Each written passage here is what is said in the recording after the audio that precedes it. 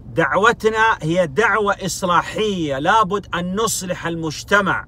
نحن ندعو إلى صلاح المجتمع، لا إلى الفساد، لا إلى التكفير، لا إلى التبديع. شنا يجي خوي ويقلاخ إنسانار إصلاحهم فتنة فساد أردا أقدون شرك كفر أردا أقدون بدعة ديز أويرغون تو سنة ديز أويرغون إصلاح همية الله تعالى عبادة التكرون محمد صلى الله عليه وسلم قلتن وشريعة دل سنة دل بدعة الوا. نعم، إذا لابد أن نصلح المجتمع، نسعى للإصلاح، ولا يمكن أن يكون الإصلاح إلا بشريعة النبي صلى الله عليه وسلم. ويجي خوي ويديا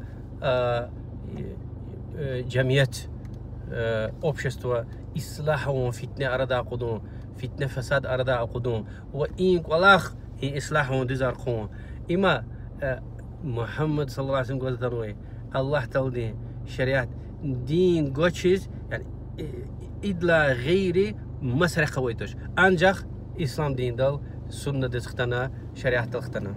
نعم، إذن الحكم على الأشخاص، الحكم على الجماعات ما إلى ذلك، هذا لكبار العلماء للقضاء. نحن عملنا أن نصلح، لابد من إصلاح المجتمع. شيخ ويدي إنسان على إصلاحهم يا هبر تشيرهم يا أما كافر لهم تكفيرهم إبور إجنا عالم رهيز ويدا عالم رنقول أخيما.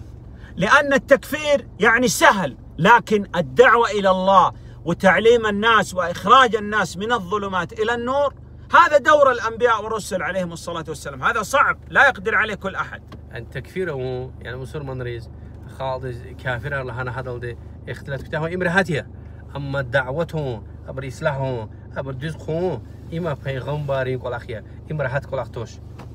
يعني هو يكفر ولا يصلي مع الناس في الجماعة وكذا، إذا ماذا صنع هذا للمجتمع؟ هذا ضر المجتمع، ما صنع شيء للمجتمع.